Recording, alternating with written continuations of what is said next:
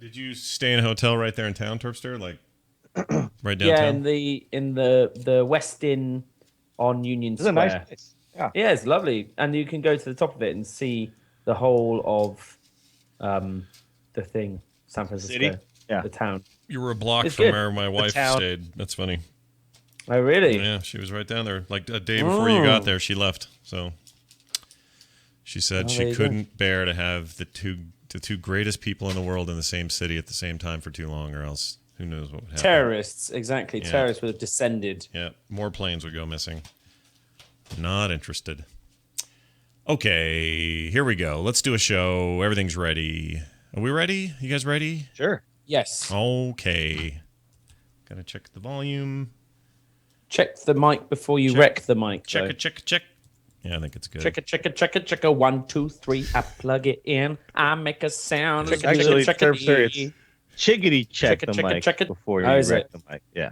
Ah, there you go. Chickadee check it? Chickadee check it. Chickadee check it. Okay. I'm going to believe you.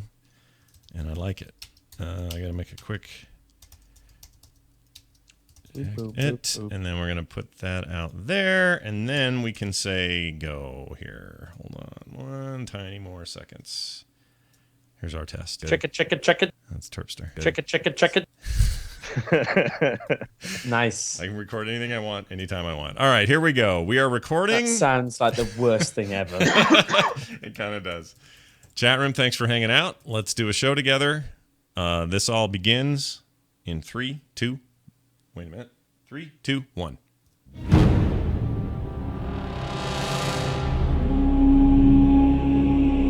You're listening to The Instance.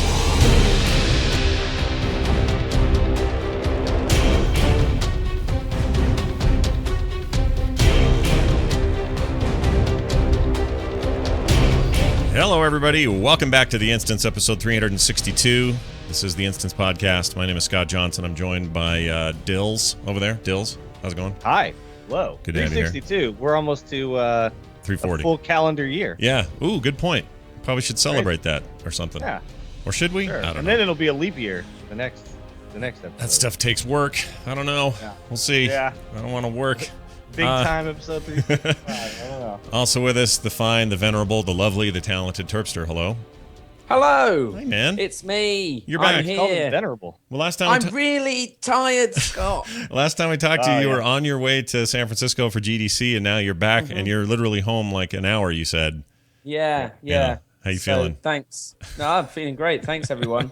thanks for doing this. Did you sleep on the show. plane? Like, how do you battle the impending jet lag? I had about 2.5 hours sleep on the plane. I was very proud of myself. Out of it's how many very, it's very total flight hard. hours? Yeah, how many Oh, hours? like I think 10.5 or something like that. That's not too So, bad. Yeah, that's Yeah. hard. It's But hard I to mean, sleep next to Lewis. He's a loudmouth. It's very hard to sleep on a plane. Full stop. Yeah. They're hard things to sleep on. And you Try know, there you sleeping go. inside of it next time because it's a little easier. in your seat. Then on a plane? Is that what you're Sit saying? on top. Yeah. Gotcha. Yeah, on the wing, like some kind of crazy movie Someone trying to scene. scare Yeah. William Shatner. Yeah, Shatner's who I was thinking of. Thank you. Oh yeah, and Later, it was the other guy. Third Rock in the Sun. Yeah, Yeah, that guy. He's good. John something. John Lithgow. Lithgow. Yeah. Thank you. Lithgow. There you Yeah, go. very nice. Anyway, well, that was already. I was just like, just blown away by how with it I am after such a long time. But no, it's great. I was over in San Francisco for GDC, and Why don't you fill us in a little? What'd you think about that? All? You guys do know So- Global Dills Conference, right? Yeah, Oh. the Global Deals GDC, Conference is held every year. Yeah. And game developers from around the world gather in San Francisco Yeah. to meet with deals. Yeah. Or just talk about deals Sure. as well. Yeah, Like sometimes deals not even there. They're just chatting about it. Talk about Most of the time I'm out there, actually. In fact, this year I made 0 appearances. Yeah, there was it's kind of weird, a couple of rumblings about how they would have liked to have had more deals there. Yeah. But this year they try to focus on, talking about how to make more games that deals would like. Yeah. Sure. So it was good. So like the panels and talks and stuff were interesting Yeah. of the ones I saw, but at the same time they really weren't kind of pitched for me. Like there was one I went and watched the Kerbal Space Program one because I love the game. Yeah. And the guy goes out there. His name's Chad. He goes out on stage and he's like, "So, who's played Kerbal Space Program? And the whole room's like, woo, yeah, Kerbal Space Program, you know. And he's like, oh, great, cool.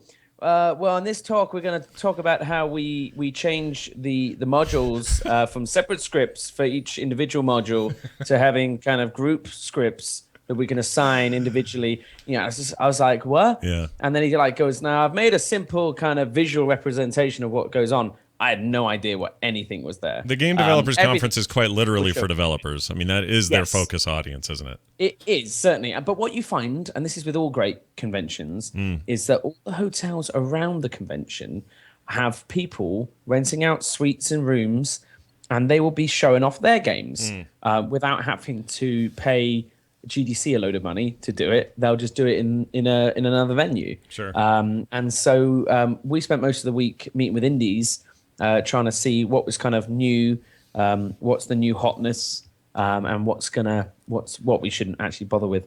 And so that was really, really fun. Yeah. It was quite weird. What is like the new hotness? Is there a new hotness? Yeah. There might be some hotnesses. Yeah. I'll have to think about when I do divulge the information. Sure. But it's weird because like you're walking around in a hotel and it is literally just, I felt like a cheap prostitute at times, just kind of like wandering around thinking, I think they said 501. I'm going to knock on 501. And as you knock on it, door opens, you're like, hello, is this the game? And they're like, here for the thing, you know? They're like, yes, talked about. Did you ever screw up and end up in a hotel room that wasn't the one you wanted? No, but during one of our kind of developer chats, there was a knock on the door, and I thought, oh, hang on, are we overrunning? Is someone else coming to meet? And they opened it, and it was housekeeping. I was like, oh, okay, cool. I kind of like that. That's awesome. So it was really good. It's a great convention, and I'd never been to San Francisco before, and I absolutely fell in love with the city. It's easy just such a lovely place. Yeah. That's why I've never left Terpster. Yeah, did a load of touristy stuff. I finally got around to seeing the Rock Alcatraz. Yeah. Oh, you did? Nice. That was amazing. We did a load of other stuff as well. Yeah. Tell me what you think about this idea for the Rock, Terpster. Okay. A big paintball facility, just free for all. Exactly. On the Rock. Already. So we were saying that we should try and see if we can do like a big airsoft tournament there. Oh man. It just feels like it would just be perfect. Yeah. Like you don't need all the, big stupid blown up plastic things to hide behind. You just have all the stuff that's already there. Yeah, it's already the greatest Counter-Strike map you've ever played. Exactly. Yeah, you can go into the jail, you can be outside, like there's all these like weird little foresty, hidden areas off to the sides too. Yeah, I'd be down with this. Yeah, that'd be great. You could have boats circling outside, grenading in paint. And they've got those organic paintballs, so they'll just biodegrade, and exactly. All the hippies will be happy. Next time it rains, the sea salt or whatever. I'm sure there's absolutely no negative side to this at all. Probably not. No, I think it'd be brilliant. No, that's cool. So that's loads of fun. So lots of fun stuff. I'm actually also got to hang out ever so briefly with our good friend of the show who still listens, Greg Street. Yeah. Ghost Crawler, and he's doing very well. Yeah. In his new position over at Riot. And he's You know where he went. Horde side. That's where he went. He did go Horde side over on LoL. Yeah. And it's interesting. So he's like handling all the game balance and stuff over there. Yeah. So they've got like kind of two lead designers. That's weird. That game I thought is supposed to kind of like balance itself because of the banning, but I don't really know the deal with it. So hold on though. Here's a question specifically to your point about him being the balance guy over there now. This pretty much answers definitively, if we didn't already know now, or know before, we know now, that is the game he's working on. He's not working on some secret MMO project. He's straight up working on LoL. As I understand it, yes, that is what's happening. But equally, Greg may have just told me that. Yeah, sure. Just I don't know. Yeah. But I don't think he's that insidious about it. He was quite open and honest, as he always is. Yeah. Quite frank about what he's doing. But yeah, it was really good, and I was telling him about how he's always forever going to be Ghost Crawler, so it doesn't really matter what the name. Yeah, it must be hard for him though, and there's no paladins over there to nerf. Like, what is the thing is, you implement a paladin. Yeah. That's what you have to and then start you just doing. nerf it to the ground. Then you nerf it exactly. Yeah. Make it best. Part of his contract. He says, "I'm not coming over here to Riot unless you let me nerf a paladin." And they said, "Fine, we'll put one in." they said, "Oh, go on." Yeah, it's a tough negotiation. They're like, "You sure you don't want more money?" He said, "No, I want a paladin, and I want to nerf it." Did you tell him? Like, I mean, I don't know how extensive your conversation was. And I know it was kind of a brief hangout, given all the craziness. But did he say anything about? I mean, he knows people miss him, right? Like he as time has passed now since BlizzCon, which was really just prior or just over after that they announced the big announcement he wasn't coming back. I feel like his presence is missed. There is a voice missing from Blizzard right now. Does he have a sense for that? Does he feel like he's? I don't know. I didn't. I mean, I love him to pieces, and so I blew a lot of smoke up his ass, Scott. Yeah. But I didn't really say, oh my God, you're so missed. Yeah. Good point. Please come back. Come back. Why would you? Change. I can be different. I won't complain as much. You're right. Well, actually, no, I will. So bear that in mind. If he did come back, I'd complain as much as before. Sure. But no, anyway, so it's really nice to see him, and he was really well. And so that's always, I think, a good story that a good guy is still doing good. Sure. Sure. So that's and he nice. really did leave a seismic impact on the whole issue of flying in Warlords of Draenor, as that came up on our show and at BlizzCon. It's still a big stink, and I am constantly seeing the forums melt down over the stupid flying thing. Why? Because people are so worked up over it. I don't know. You never fly at the beginning of a friggin'. Here's their argument. People from even in our own AIE circle are complaining, and they're complaining because it's different this time because they're withholding it for a future patch. That may even only be a week away from release, but one way or the other, they're artificially holding it rather than the game saying you need to get through these 10 levels to get it. In other words, people who go in there and cram out their 10 levels and do it in a day for some sort of realm first, which we know is not going to be in there this time. They want to just instantly leap into the air and start flying. They won't be able to do it because it's not implemented in that way. So that's currently the complaint.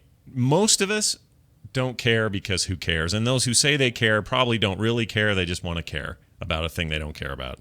But I don't know why it's such a sticking point. And I know me just saying this will just fire up a bunch of new emails and people will have a million reasons why it's a bad thing. I'm telling you, though, a week or two into that expansion, and we're not going to care. It's just not going to matter. No, of course not. No, exactly. And it is a better play experience not flying. Yeah. It's quicker flying, but it's not a more pleasurable experience. But I still take pride. I still take pride that he told us this before anybody else. You know what I mean? Like that conversation in that show, I like that the controversy exists because he brought it up there and it continues to persist to this day. It would have come out no matter what, but great venue to let that thing flop out like a hot fish in a boat. I don't know what that means. All right. I have no idea what hot fish in a boat. I did not mean to derail you though. So you got to hang out with Greg. That's cool. That was cool. He didn't drop any big hints about any other projects or anything like that. He just told me what they're doing for the next 3 expansions, or at least what. No, he didn't.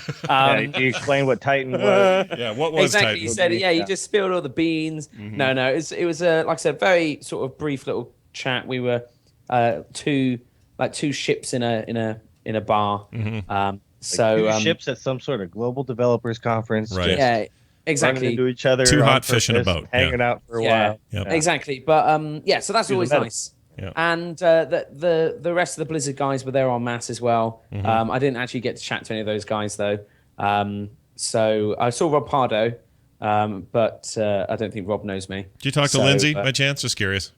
No, I didn't see her out there. No, yeah, she was there and again, running around like crazy. Lindsay, I think Lindsay kind of recognized me a little bit at BlizzCon, but I don't think even then, if we had seen each other, there would have been much acknowledgement of who I am. Because I'm no one. That's the All right, but if you get to know you at all, prepare to have some sweet smoke blown right up your ass. I'm pretty excited about that. That's why I like to get to know you. Yeah? Is that what I really do? No, you said it earlier. You said it. I'm so tired, Scott. You said it. You said it 5 minutes ago, so I'm just playing off that. It's not Thursday. I think it's Thursday still. This is what Terster wants to say. Oh, shit. There you go. All right. That's what it said. But anyway, what else we normally chat about is kind of games we played. Yeah, I played an iPad game, which has been out for ages apparently, Nightmare Tower. I haven't played it before. Absolutely loved it. Tell me what this is about. You're basically a knight on a rocket, and you are flying through a tower going upwards, and you just tilt your iPad left and right to move around and tap the screen to go down and hit an enemy. And the goal is to rescue princesses as you get to certain heights. It sounds weird. It's brilliant. It's so kind of brilliantly made. Look at this. This looks like fun. I have to share it. It honestly, and it's like Jetpack Joyride, but going upwards, and yeah, it's a real fun sort of easy kind of RPG elements in there is what attracts me to this. Exactly. You have to upgrade your items and stuff like that, which then allows you to climb higher and do it better.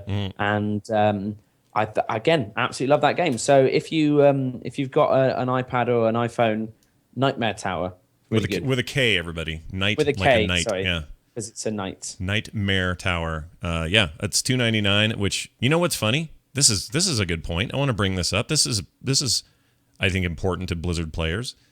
When I see a game now that is got good reviews or has good gameplay or whatever, and I see that it's not free to play, I actually get excited. It used to excite me that, I can just try this for free. Now I see this and go, no in-game purchases, no freaking pay to win, none of this stuff that we hate right now. I get excited. I'll pay $3 for an experience like that. I'm ready. So there you go, $3. Buy it. Yeah, they got a free trial one. It says like free to try. Yeah, they probably have a light version on there. Yeah, exactly. But otherwise it was just like a really fun game and looks great. I'm in. I'll get it and try it out. Give it a go. I believe you more than ever before. All right. What else? Blizzard didn't do anything other than do dev stuff, right? I mean, they didn't show up with any games to play, no playable stuff in a booth or any of that. Not that I was aware of. I think they were literally out there as developers to share best practice. Yeah. But they might have been doing other things. I don't know. Well, a thing happened this week that I want to mention that I want to know from the general listenership and from you too if this is something you do with Blizzard games specifically, because I kind of think it's a weird kind of an issue. So I'll just explain. Heroes of the Storm came out last week. We all got keys and we've been messing around with it and stuff. But something happens to me when Blizzard puts out one thing and I play it a little bit. It drives me to play something else they make. It's not because I don't like the new thing they gave me. I think Heroes of the Storm is rad and I want to keep playing it. But it drove me to play more Hearthstone this week than I have played in months. Really? And I don't know why. I just felt like I'm in the middle of playing a Heroes match. That thing ended, and I went, I'm in the mood for Hearthstone suddenly. It's almost like...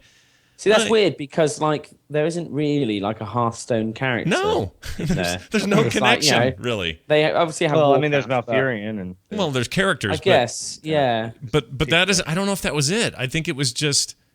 I don't know what it was. And I'm, I just got on this wild tear. I started building crazy decks I'm reading about. I just started playing a ton. I'm earning gold, unlocking packs. Found out I didn't have a freaking card that I really need bad for this build I want to make, and so I just kind of tried to grind for it. Ended up getting it. Like I don't know, just got all motivated to play that.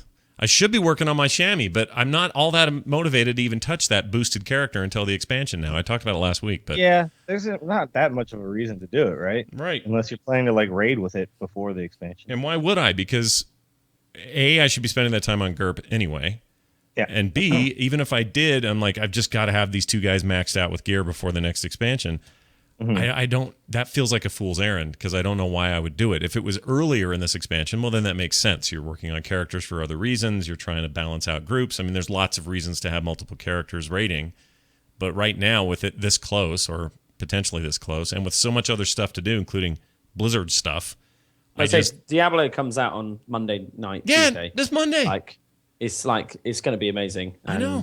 And that's I'm going to just kill saying now everything. I might not be around next week because I might be consumed. Are they doing any kind of European launch for that? Do you know? They are doing one in London. I don't think I can make it. But I would like to. You've been to plenty of those. You go to those all the time. Sure. Exactly. I should rather stay at home and play at midnight. Yeah. I'll keep the jet lag till then. Hang on to it. So I can stay up and play on the dot. Yeah. That'd be brilliant. Hold on to it for dear life. Yeah, that's going to change my whole outlook next week, and whatever Hearthstone fun I'm having right now will probably get shelved again for a while I'm doing that. But what I'm most excited about, and I know this sounds a little bit crazy, but I'm super stoked for Christy Golden's new book, War Crimes, which is not out yet, but they're showing some previews and stuff, and it looks rad. This is essentially the trial of Garrosh Hellscream.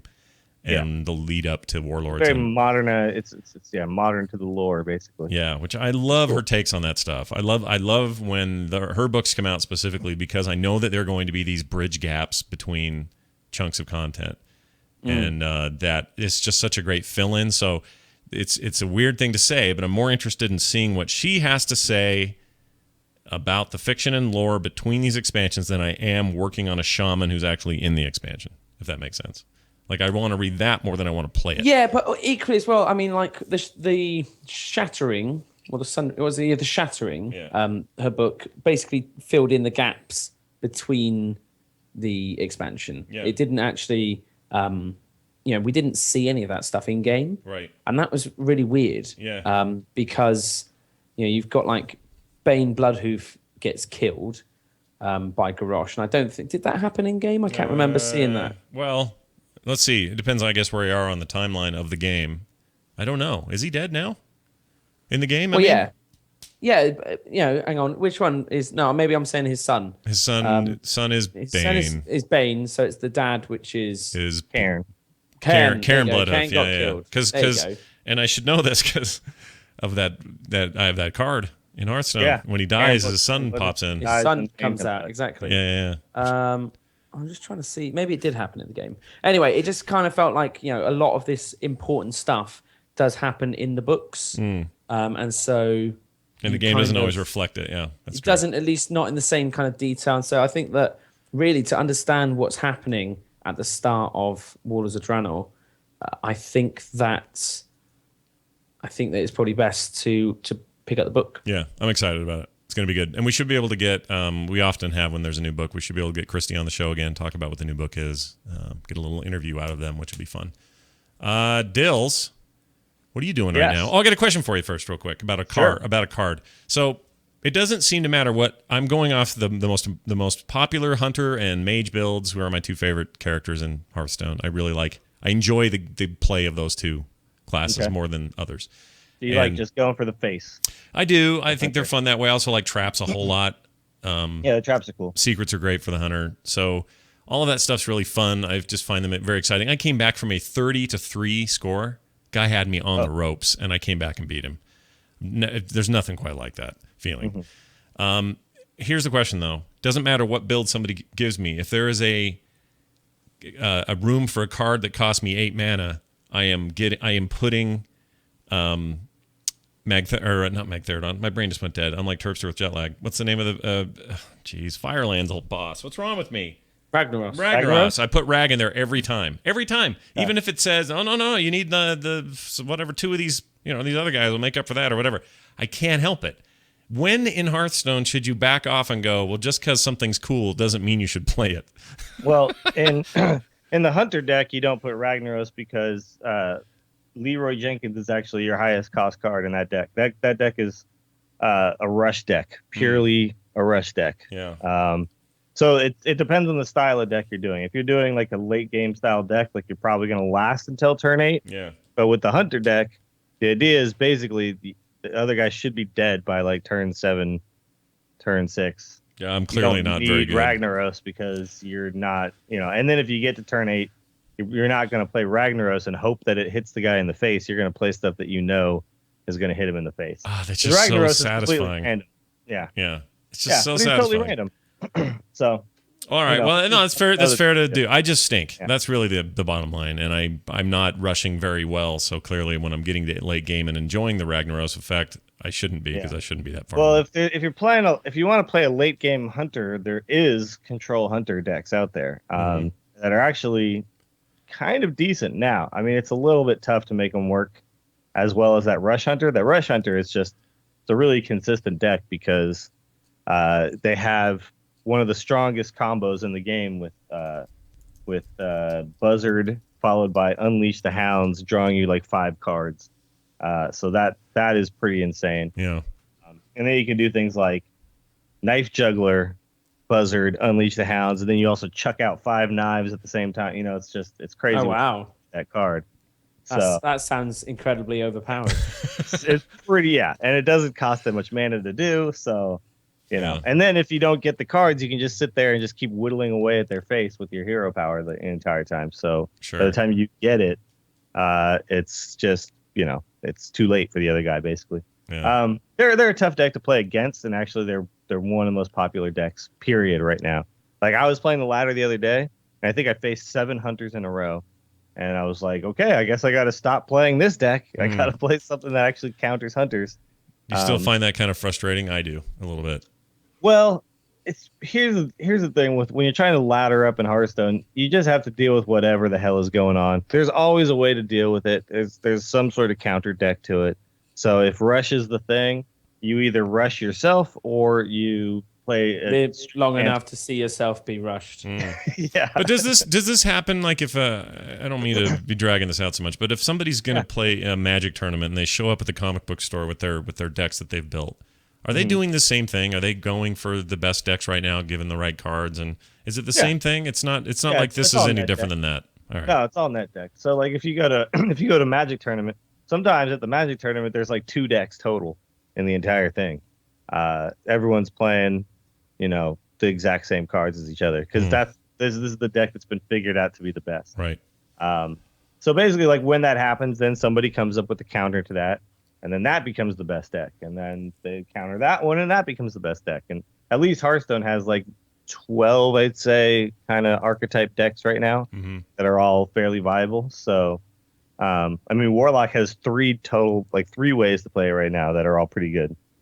So that's just one class having 3 ways to play it. Yeah. So it's in a pretty good spot, and it'll get better the more cards are there. So, it is what it is. You could go make your own deck, but it probably won't hold up very well against some of these decks that have been like really refined over time by a lot of different people. Yeah. And that's what's happened with the net decking is one guy creates the first version, and then some guy takes it and then goes, oh, it'd be better here is this, and then puts that out there, and everybody goes, "Oh, that's the new way to do that." Just deck. whittle it down, yeah. And then eventually, it's just like perfected, you know. Yeah. So it's that decking is negative and positive in different ways, but it's just always going to be there. So you just have to. It's part of the game, isn't it? Yeah, and it changes as you rank up. Yeah.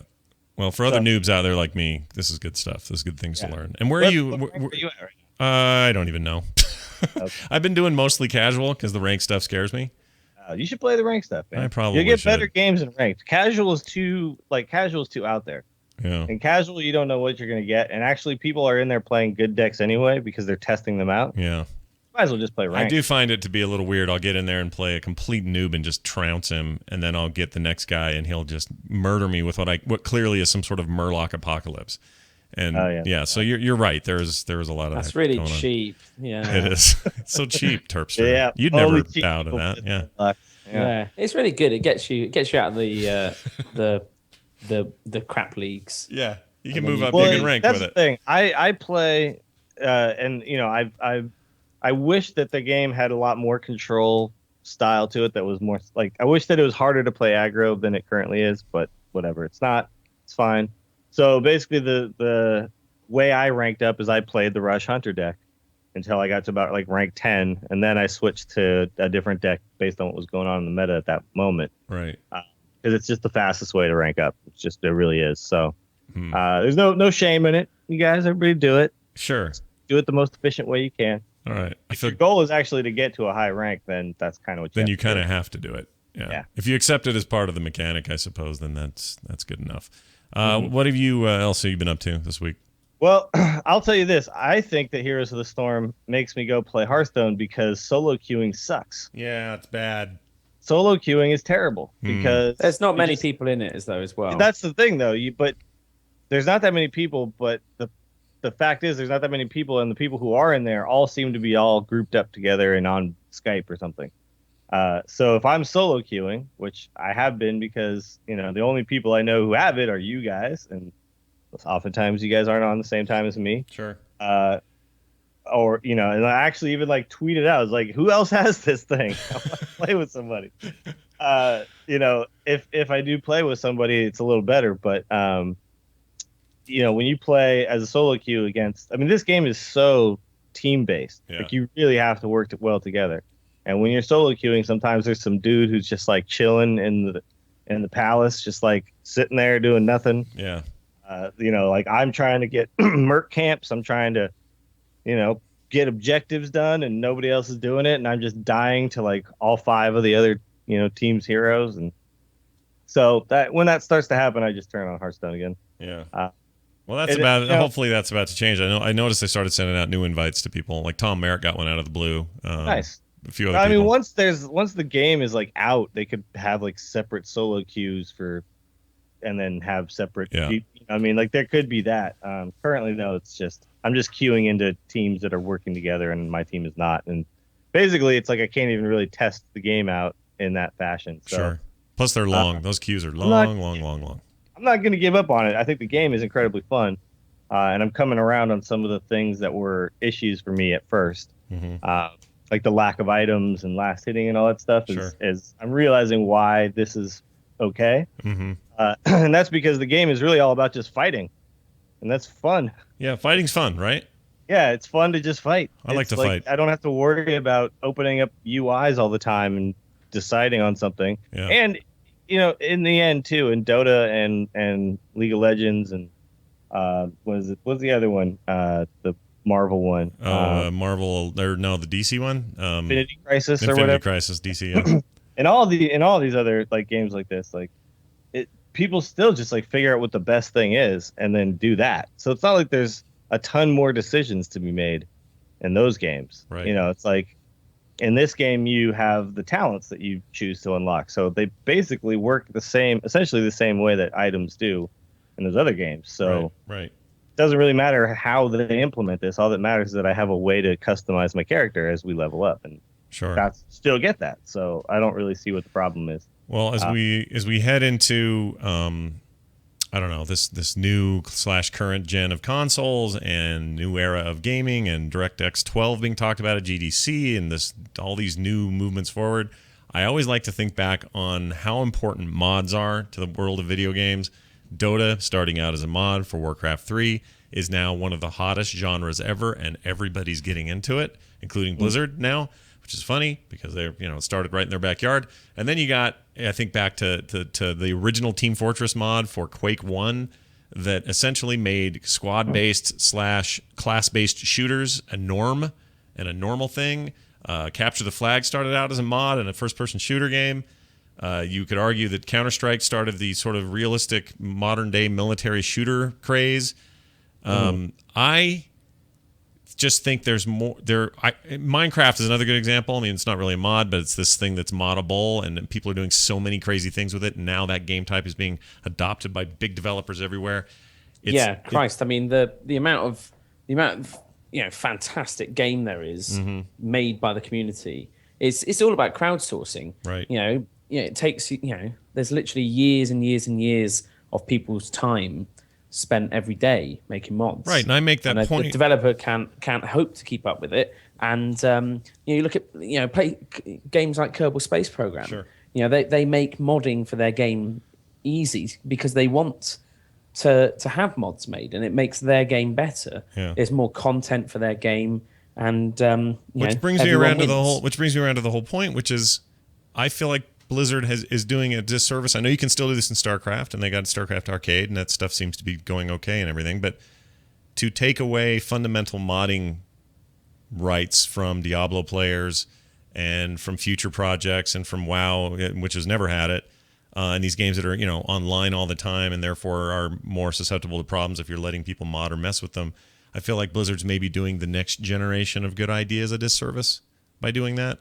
That's a long, arguable topic we could do all day, but I just wanted to put it out there because the more we talk about these things, I realize, man, even Blizzard's getting in on the business of a mod that was just a couple of dudes who put together this thing. I mean, some of the best gaming ideas we've ever had have come out of this, and it always seems to come from PCs, and because Blizzard's such a PC-centric company, it'd be nice for them to get back to that a little bit.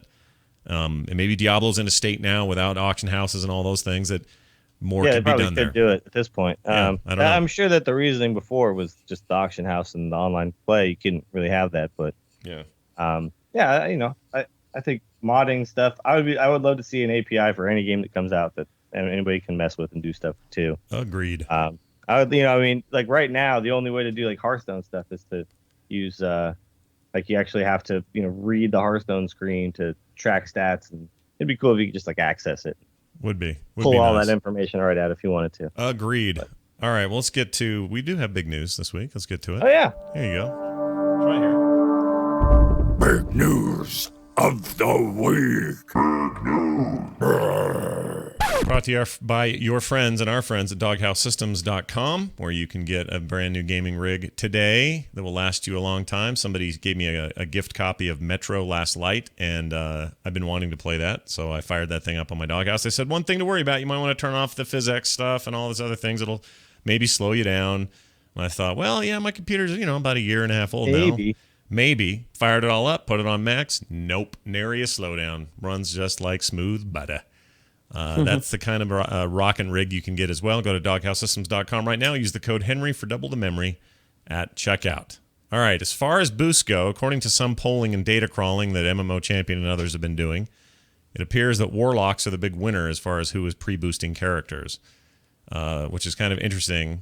Or are they the big losers in that no one wanted to level one? Oh, I hadn't thought of it that way. Or they know nobody had them before. Yeah, exactly. I mean, the thing is I've got a Warlock at like 76, and it's just he's just sat there. Yeah, I don't know. I think it's just one of those classes that is a little bit. It's almost like the Death Knight in that you've got a couple of resources, and so it becomes a little bit difficult to manage or to play optimally. That equally as well. I mean, leveling up. I mean, what's the best way? Is it Affliction? Demonology? I don't know which is the best leveling spec. I think Demonology is actually best because you can tank because you got a stronger tank. Yeah, but I don't know. I mean, I level up just in dungeons, so I've been doing it as whatchamacallit, Destro. Destruction, yeah. Yeah, because it's just easy to just AoE the crap out of everything as Destro. Yeah, and that's what you do. That's what you do in 5-mans until you get to max level, is you just AoE everything. So. Yeah, it's interesting they're number one. The top three are Warlock, Shaman, and Monk in that order. Well, Monk makes sense because it's the newest, so probably less people actually have it. And these are the people who didn't decide to roll it initially, or they rolled it and then abandoned it. Now they're like, okay, now I can boost it again. So yeah, I feel like Shaman is weird, but I always felt like Shamans were not. I started like 5 Shamans in the lifetime of the game and never finished anything because I always felt like they were kind of boring in the early game, and I still do. Even this latest guy that I took to 20 before boosting him, he just seemed kind of boring 1 to 10, 1 to 15, and they're much more interesting and exciting at max level or later levels. So maybe that's one where people are like, yeah, I really like what they do at 90. I don't know if I was so cool with what they were at 30, so maybe I'll just bump that guy. Yeah. The bottom 3 are Warrior. This is going from third to last. Warrior, Paladin, and Death Knight. And so Death Knight's way down there. And tank. Tank. Everybody and tank. already had these. That's why, I think. Yeah, well, maybe. Or, I mean, I don't know, because tanks are always the easiest way to get through queues. And so I think that everyone should have a tank they can jump on because it just means that if you've only got, an hour to play, you can jump in a dungeon really easily. True, but you could do that with a healer too, that makes them the easiest to level though also. So yeah, no, good point. Like, so it might be need to boost it because you can level it so fast. Because that's generally like when I play any character, if there's a tank or heal option, I choose that during leveling because it's just insta-queues all the way. Yeah. Speaking of which, boosted characters now start in the Shrine of Two Moons for the Horde and Shrine of the 7 Stars for the Alliance. How come the Alliance gets 7 stars and we only get 2 moons? Because 2 moons are better than 7 stars. Come on, think so? Yeah, that's the math. That's how it works. Actually, 7 is bigger than 2. That's all I know. Well, only to an ancient medieval people who don't know what stars are. They think they're smaller than moons. This game is Alliance centric, man. That's this game is all about the Alliance. Always has been. Proof. Pisses me off, man. Proof. Yeah.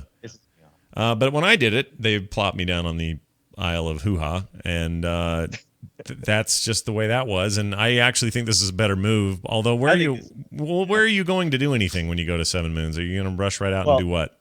You're going to go to Timeless Isle, but you're going to get the quest to go there, and then you're going to have a better understanding of your main hub. Yeah, you're not just plopped out there. Yeah, over there and be like, well, where the hell is everything else? Oh, Timeless Isle. This is the game. Okay, cool. Let's do this. And then it's so separated from the rest of Pandaria that I think it's better to drop you right in the middle of Pandaria where you're going to be spending anytime you need to go back and do something, you go to these places. Yeah. So that's where you should start. Makes sense. I think they hot fixed it, so it wasn't even like a big patch or anything dumb. Let's see. They got some PvP highlights I wanted to get to. Yeah, this is actually really. I'm starting to get more on board with all the changes. The more I read. Feeling better about it the more they talk. Yeah. What PvP highlights are coming in Warlords? Lore is the guy who told us on the forums. He's the official poster on this, and these are kind of interesting. So I guess we can speak to these as any of these crop up as interesting. Crowd control disarmament. There's a lot fewer CC spells, especially instant and auto cast CCs, and more shared DRs among ones that remain. That is a major feature. And this is kind of them saying, hey, here's the synopsis of what we're doing so far.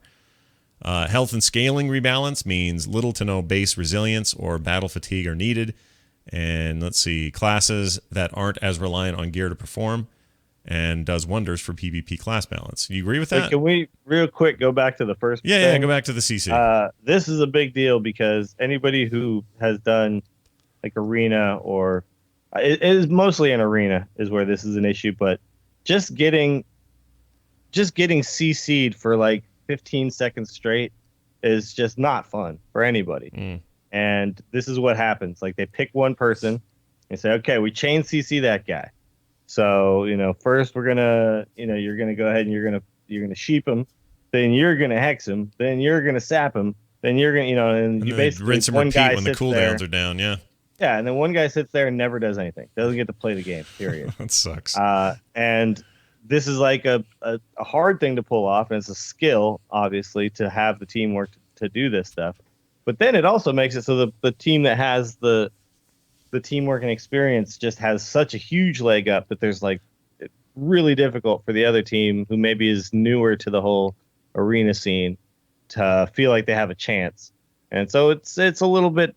It just makes you feel bad when you're trying to learn the game. Yeah. So taking some of the emphasis off of that puts more emphasis on the battling and the fighting each other and the healing and whatever. It takes a little bit away from this whole thing that CC is what decides the outcome. And I'm really looking forward to that being that way. Like they're taking a bunch of CC away. It's a cheese move for sure. Some classes have like 3 ways to do it, and that's just crazy. Yeah. And they all have like different diminishing return charts and stuff, and it's just it's crazy. So this being all like simplified and lessened is going to make the game just more fun for everybody doing arena. They mention I'm excited. Yeah, they mentioned Ashran, which is the new open world PvP zone, and they say they're not quite ready to share any details, but according to lore, what they're seeing internally is awesome. So we'll see. Mm-hmm. That's cool. Is that literally just about it? It's looking good. Yeah, pretty much. It's really good, guys. Ooh, you should really see this, but you can't. You can't tell you anything. Yeah. It is so good. All I can say is I hope you've bought the game already. Because if not, you're going to miss out, or maybe you won't. Let's see. Skirmishes, unrated arenas that can be queued for either solo or in a group. This is cool because this is really only cool just because a lot of people do this now where they want to do they basically want to duel people, but they want to do it in like a arena setting, right? And one of the arena maps. Mm-hmm. This lets them just do it in an arena map because currently what you have to do is you have to group up and do like a twos, and then tell one guy on each team to not do anything. So those 2 guys can battle it out with each other. Nice. Which is dumb. Yeah. Like dumb. There's no system to just do it this way. So next up, they have spectator invites and tournament gear, additional tools to allow tournament organizers to run high quality tournaments without needing direct intervention from Blizzard. This is great. This spectator mode thing is pretty neat. We've been asking them for this though since like day one. So about time, I guess. Yeah. But this also speaks to a couple of things to me. Like first of all, it speaks to the fact that Blizzard is getting more and more into esports. Yeah. There's more people I think who work there now who are basically there just for the esports to get that thing right on all the platforms. But so it's good for Hearthstone, good for Heroes of the Storm, it's good for all those games that they're taking it serious in every single game. But also this makes it so that maybe WoW PvP will be more fun to watch soon because there's a lot of problems with watching it. Yeah. So if they figure some stuff out, get some more information on the screen for people, that's going to be exciting. Because right now it's tough. Try to watch it if you're not. It's not easy. No, it's hard. Try. Yeah, I don't know what's going on. Yeah, you're just like I they're pretend just running away from each other. I don't know. What the hell? Yeah. I mean, if they want this to become, they keep talking about, and they said in a recent interview that they're always trying to think of ways to make WoW more esport focused.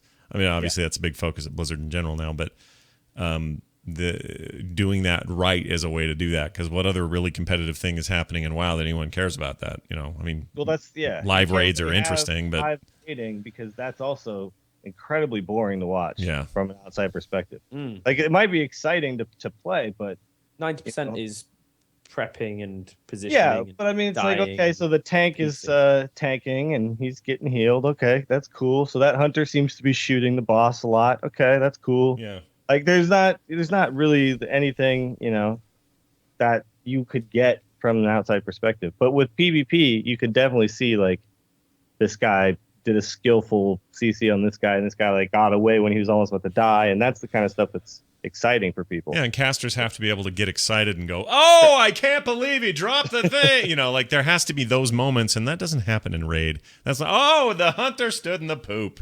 Well, of course he did. That's how the hunters go. Exactly. Yeah. Let's see what else. Oh, there to get the new built-in group finder, much easier way to find party members for rated BGs and arenas. So that'll simplify things for some. But good stuff on the whole. I'm hopeful that rated BGs can actually be something I feel like I can participate in at some point. Because right now it's just it's basically me. It's the same thing with the heroes. It's like either I go out and find a bunch of people who are all really geared and really good at PvP, and we go in there and hope that we don't run into a team that's like ridiculous. Yeah. Or I try to find a way to solo queue with a bunch of people that I don't know at all, and it's basically terrible every time. I don't know. It's right now. It's not something that very many people can participate in. So right. Make the barrier of entry a little lower for that, please. Yeah, please. They're fun.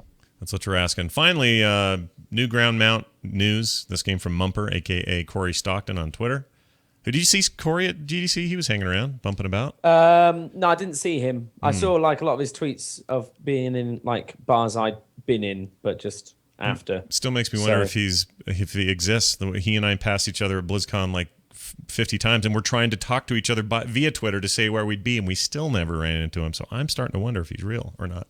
Just a robot in a back room someplace. Could be a robot. Anyway, Corey had tweeted, all mounts will soon work as ground mounts, meaning all your flying mounts that can't work in dungeons that'll allow for ground mounts. My seahorse thingy. That Does too. That work? That's the only one that won't. That one will not. What? No, they're not. Can they just put that into the no one goes to Bashir. I know. It'd be great if you I want to use my damn sea pony. I agree. That thing was cool. Yeah. But here's the thing. I think this is a concession on their part to say, yeah, you're not going to fly right away in Warlords, and yeah, we haven't told you when we're going to let you. So how about you get to ride whatever you want, wherever you want, where ground mounts are options. I can see that being a nice thing to do. Yeah. I don't think it's going to placate many people. It just stops that being an argument that they can say, oh, but Blizzard, it's not that I want to fly. It's just that my favorite mount's a flying mount only. Yeah. No one actually. How many mounts cares. were only flying mounts, though? Pretty fair amount of them. Early ones, especially. Really? I can't use. I feel like almost every mount that I have will run on the ground. Well, all the most of the ones I have tons that won't. Like most of the stuff from the BC era and the Wrath era, those mostly are not. I don't think we saw anything that could fly and run alternately until Cataclysm.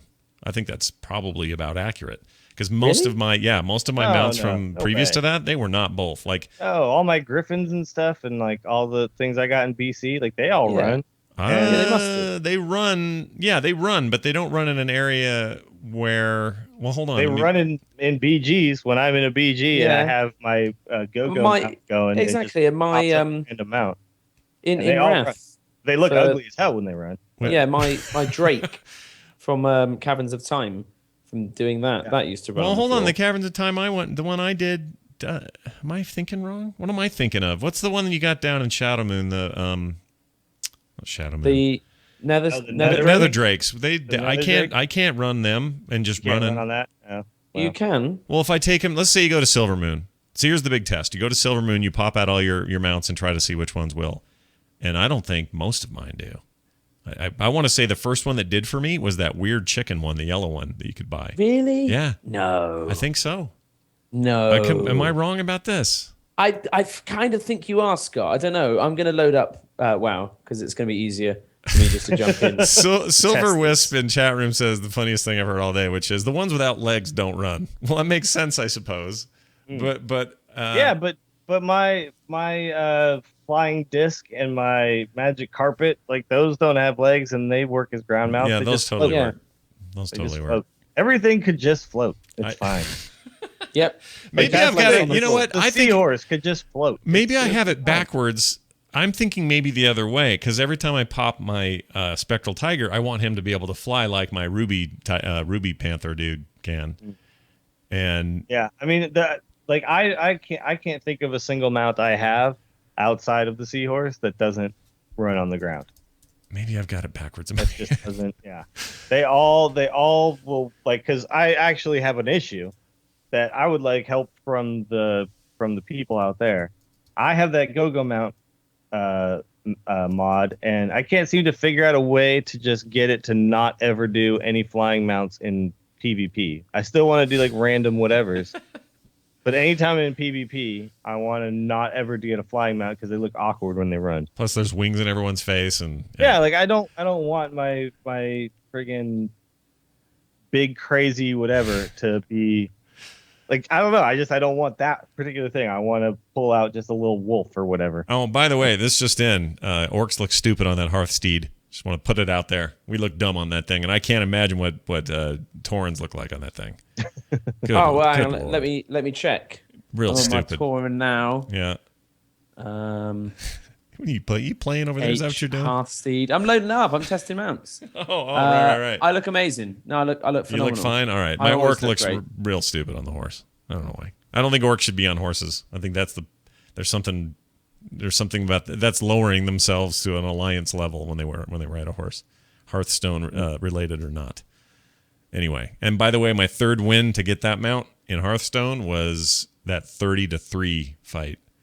Most satisfying win of my life. Oh my gosh, that was great. And I could tell what happened, Dills.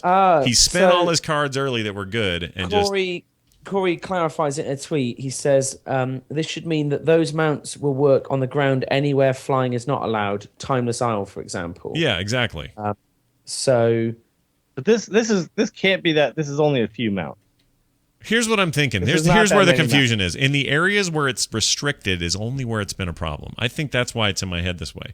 Because for example, if you queue for a battleground, can you mount up on a Drake? Yes. No. You can. I can. I do it all the time. Some you can, not all though, right? This is the problem that I have is I do it all the time, and I'm like, dude, I don't want to get on this thing right now. Go mount. I just want whatever. And they just run and they look stupid. And so this has to only be a few mounts. This can't be that many. All right, I have it in my head that it's a ton, but I think all my proto drakes, all of those will all work in battlegrounds. I swear to God. Okay, like, every single one I have. Good, Terpster, go to Silvermoon and just see what doesn't work. The one I got from ICC for that we did all the achievements and we got the ICC and he's a big skeleton. I remember that thing. He works in a battleground. He does. Runs around on the ground. That one does. I don't have a problem with that one. They all do. Every single one I have. Here's the thing. Don't think of this as don't even people listening. Don't even worry about this being a confusion. Just be glad that we actually have a reason to go to Silvermoon and test it. Like there's Terpster actually going to Silvermoon for a reason. I'm just gonna grab this portal here, not use my Hearthstone. There we go. All right. Oh, okay. I haven't seen this loading screen in forever. It's got a Karma and Medivh. Maiev even. And Outlands in the background. Wow. Fantastic. Right, okay. So I am walking out. There's a mage has just transformed Urusalia into a giraffe. I'm sure there's some lore for that. Right, going outside. All right. I am loading up Tyrael's charger. That works on the ground fine, and I can't jump into a thing. Okay. Let me try. This is getting exciting. Try your Nether Drake. Do the Nether Drake. Okay. So I do. I think this is only maybe like 4 mounts or something like that. Really? Yeah, I swear to God. I have this so I'm backwards. using my Azure Nether Drake. You can't use that here. Okay. There you go, Scott. All right. So I cannot mount my Nether Drake. I'm partial to that Drake. I cannot use my flying machine or my turbocharged flying machine. Yeah. My albino drake. It's not letting me go on to it. My bronze drake. No. So my bronze drake doesn't work. Yeah. None of my wrath drakes work. So there literally, for me. this is weird. So none of the flying mounts that aren't horses. Trying out. My Hearthsteed works fine. Yeah, it's new. My Imperial Quailen. Any of the new stuff's gonna work fine. Yeah. All that mist stuff. Every one of those is both. Yeah. No. So my red drake, amber drake, all of that. Swift purple Wind Rider works. That's fine. So the original Wind Rider stuff is fine. Yeah, that's all fine. So I would have, if you'd asked me, but Violet Proto Drake. My Proto Drake doesn't work. The Violet Proto Drake doesn't work. My Violet one doesn't work. No, my Wing Guardian. All the other Proto Drakes. So it seems. Well, I don't know. It seems like red Proto Drake, the one that at least in Silvermoon. I think that Scott's right. I think that actually very few mounts do work here, which is weird. Yeah, that's my experience in there. And I remember. I know that historically, even in the past, though, like before they made it flyable, I still could use my Amber Drake. Yeah.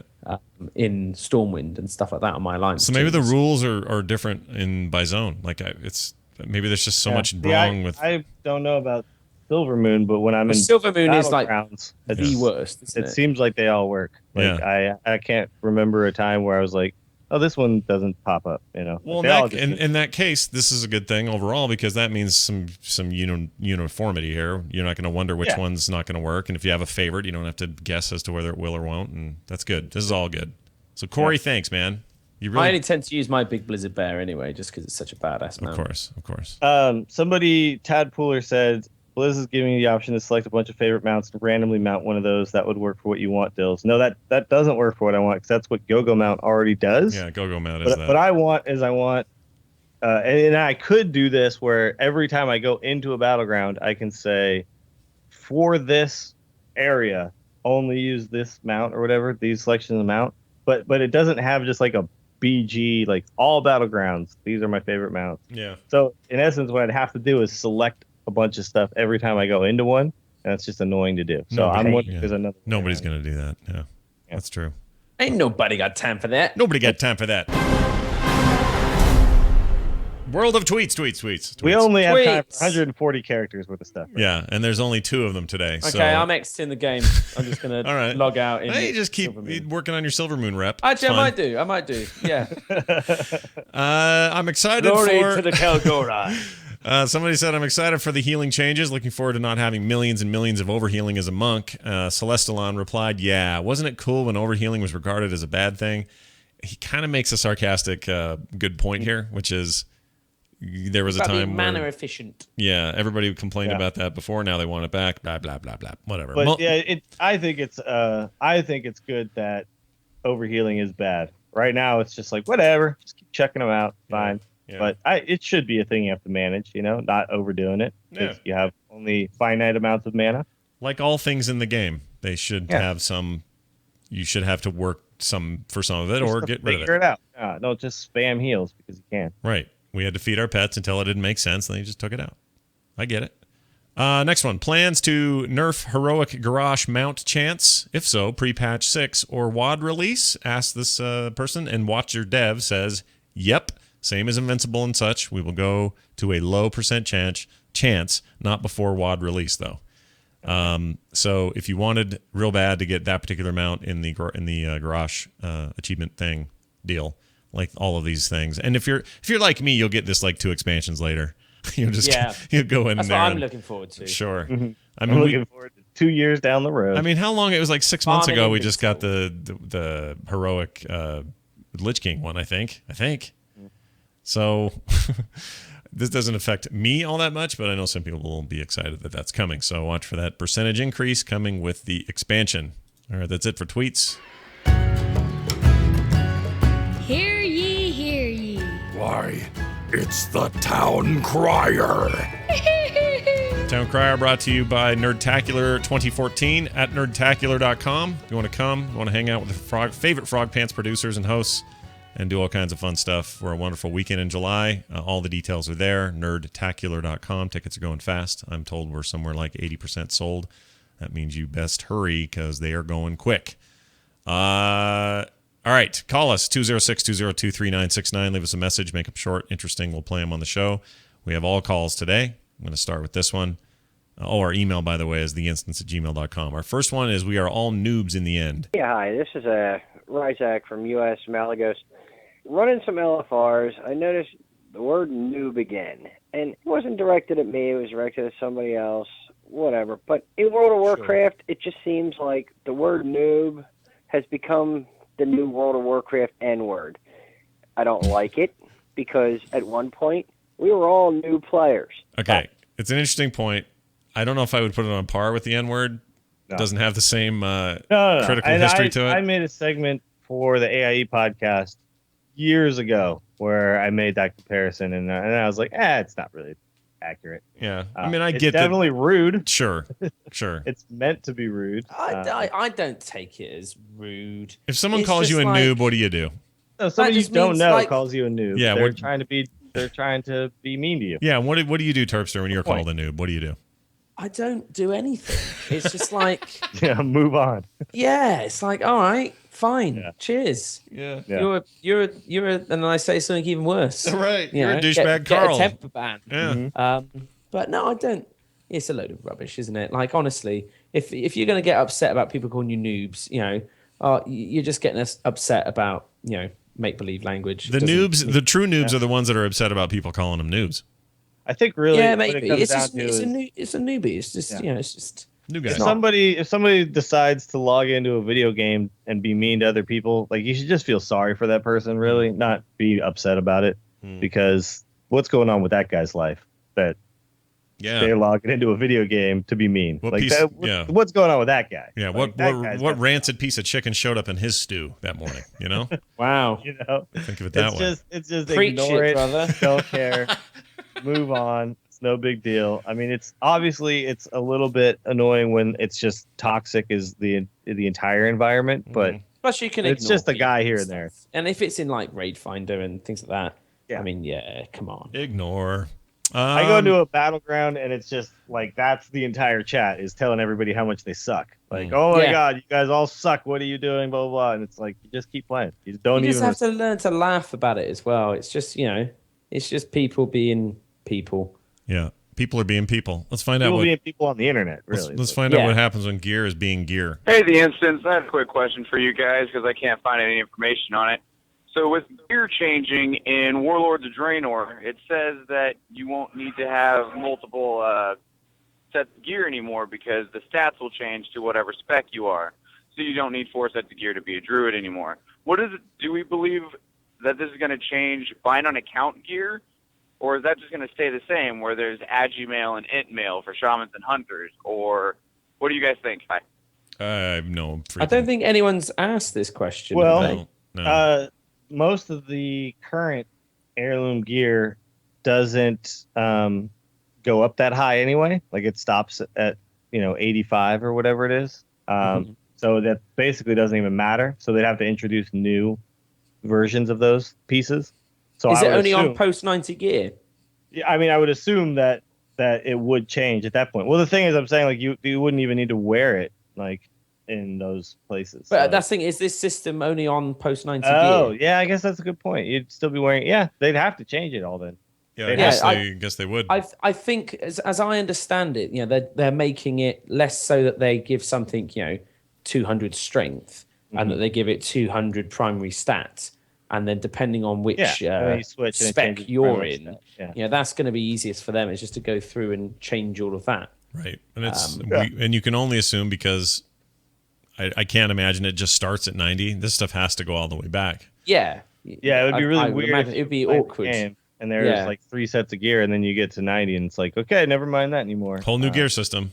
Yeah. So I would imagine that they're going to change it so that it would just think about it. You really only need to change like one stat, really, because nowadays you get primary stat and then stamina, right?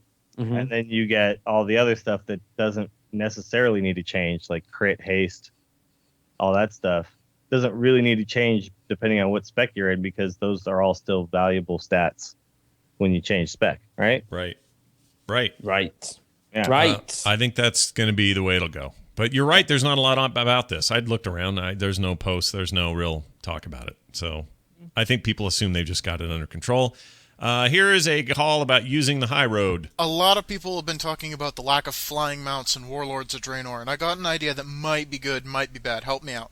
What if you got a 15% passive move speed bonus if you were mounted, out of combat, and using a road?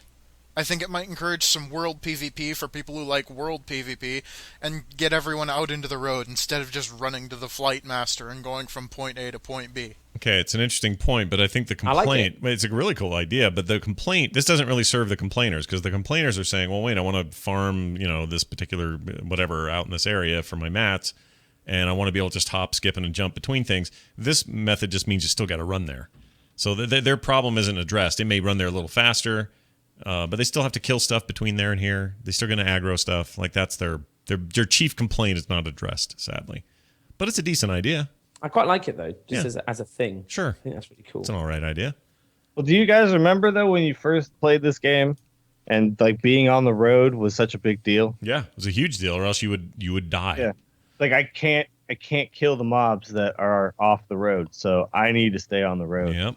That feeling was actually kind of important, and I kind of liked it. Like, I want to just grind for a while. I want to go off the road, man. Yeah. Where it's dangerous. There's mobs out there and stuff. You're a renegade, Dills. Get back on the road. Yeah, why are you not on the road? Don't you see how dangerous it is? Yeah. But like that feeling is completely gone now. Like Carl in The Walking Dead. It's just stay on the road. Stay on the road, you stupid Why kid. are you walking backwards in the zombie apocalypse? No, but I mean, it's I don't ever use the road. I use the straightest line to get between two places. Yeah, because you can. Back then there was a danger, and that sense of if I leave this comfort of this road, there's a real benefit to that, because if I win, this is great and I'm doing good work, and if I don't, well, then I've learned my lesson and I got to be careful.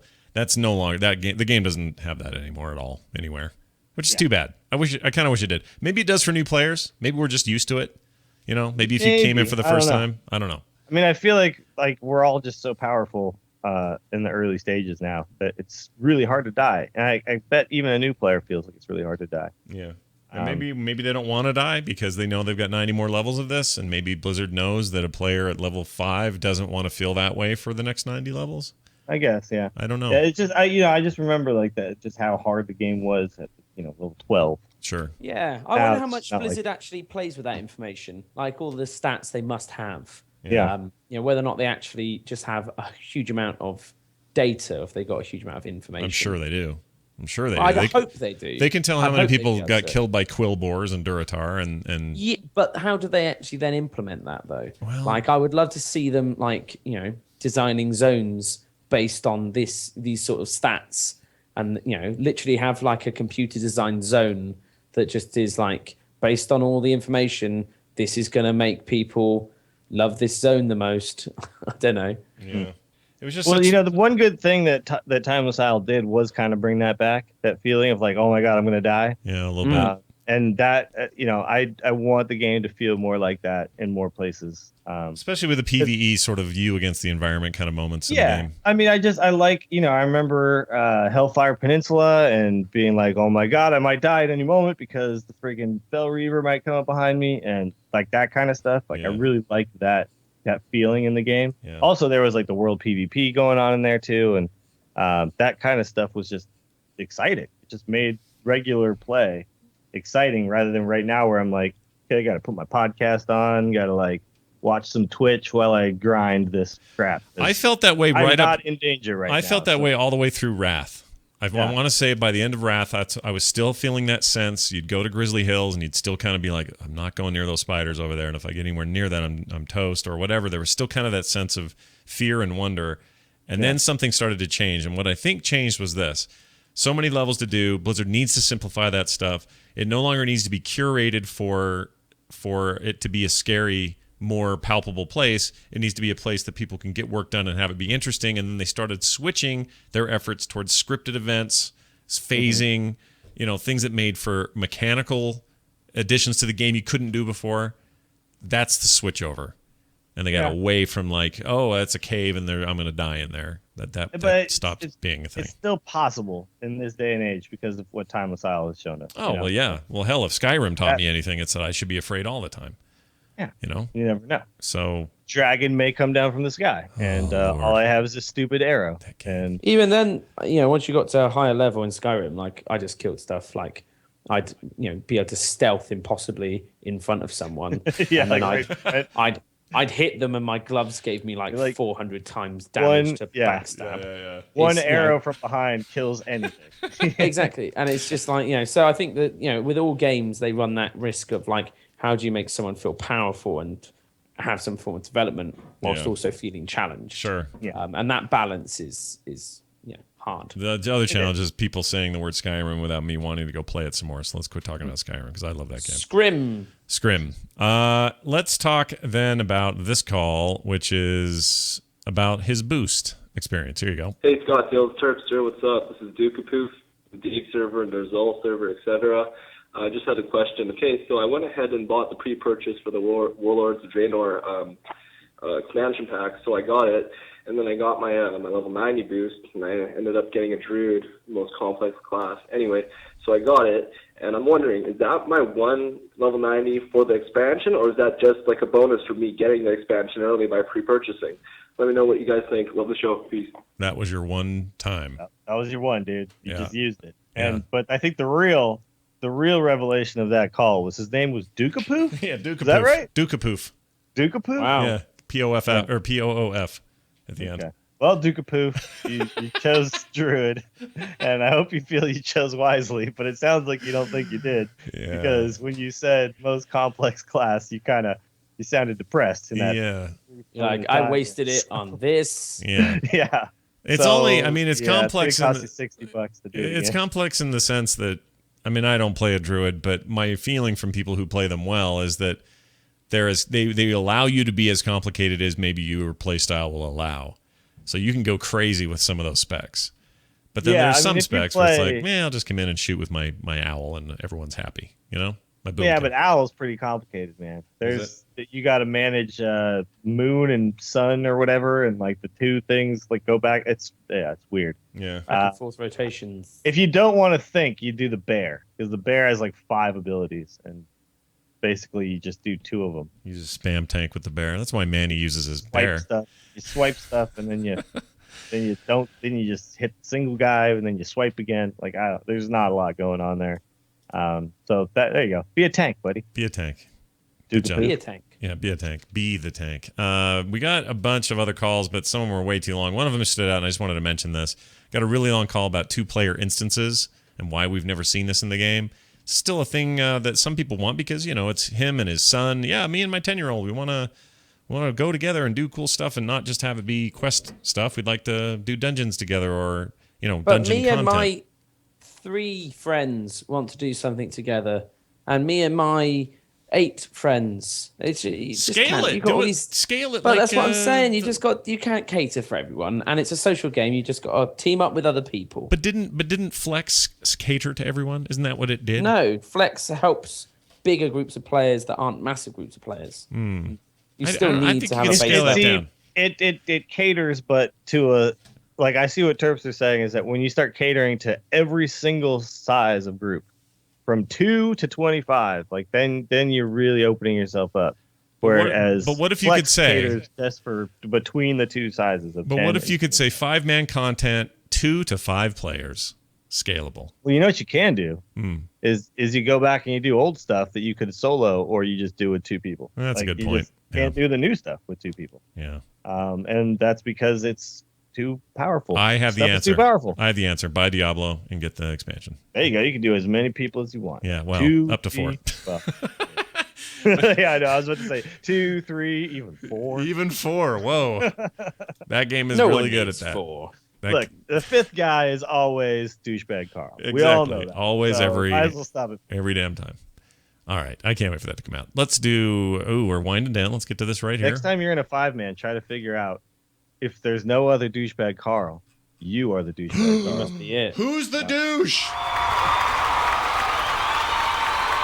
The drop of the week. Brought to you by GameTimeZone.com, where you can use the code Warcraft for 5% off. Check this out. Female dwarves have been updated with a bunch of new screenshots on the WoW site, some new faces, updated faces, in fact. And it's worth checking out if you're into that sort of thing, if you're into the dwarf ladies.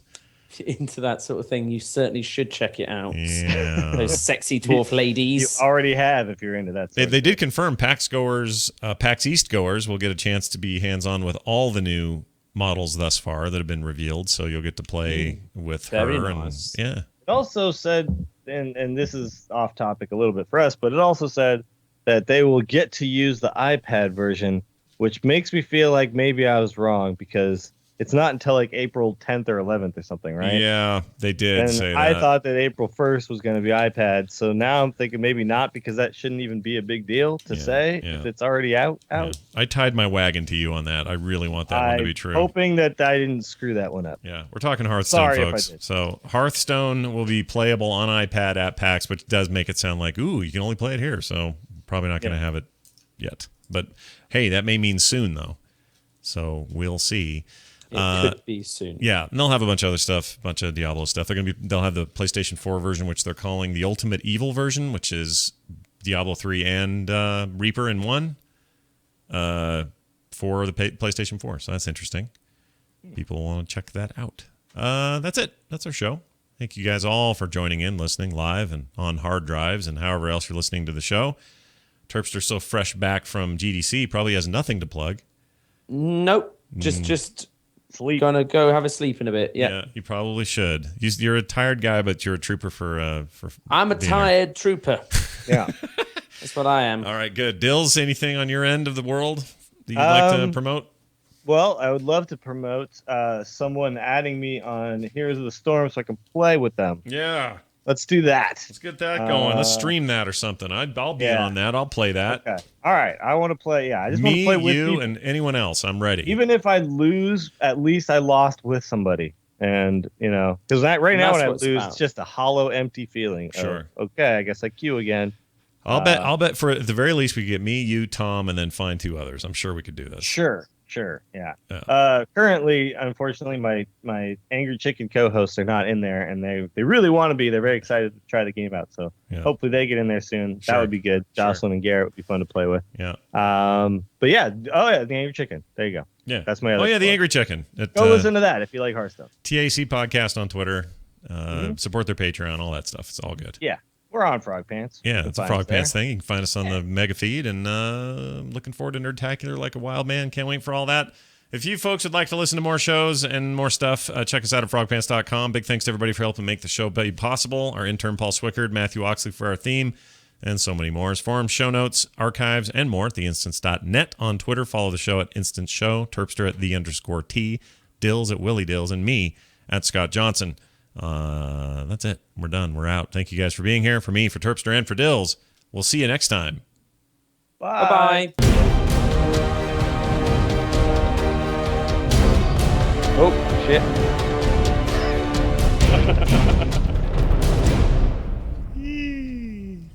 You dick. Good show today, though. Yeah, that was fun. It went a little long, but Terpster, I hope you get some sleep, man. I feel bad. No, it's good. No, I got to stay up. I got to keep awake. Oh, you know how this works, yeah. You got to reset. Awake. That's true. You got to get back on. If I sleep now, then I'll forever not be. Sorry, back on schedule. Yeah, schedule. Yeah, shed. How's domestic life? Everything treating you good and all that? All's good. Yeah. All is fair in love and war. Yeah. So yeah, it's all going good. Excited for you. Got to do a homework. Well, I've got a whole weekend for myself because the wife is off on a hen weekend for one of her friends. Hen just had a whole week by yourself. Wait a minute. Exactly. What's a hen weekend? Like a bachelorette Hens, party. they're women. Sorry. Oh, really? That's a term? Wild women's weekend. Yeah, we have a stag thing is for men. It's like a stag night or a hen night. Wow. Whereas you have bachelor and bachelorette. What he's saying is they're in an interspecial relationship where yes. Terpster is a horse. Yes. It's married to a chicken of some sort. And, yes, she's very angry. Wow. All right. That sounds like fun. You house to yourself, eat what you want, all that kind of stuff. Well, or just play Diablo. And sleep in place in D3. Yeah, that sounds so good right now. All right, well, have fun doing that. Dills, have fun with your end of the thing, and let's all do this again real soon, everybody. Sure, why not? Bye now, everyone. Bye-bye. Bye. All right, thanks, chat room. You are all fabulous today. I'm sorry I don't pull you in more often. I get so much going on. So later today at, oh gosh, I gotta turn this off.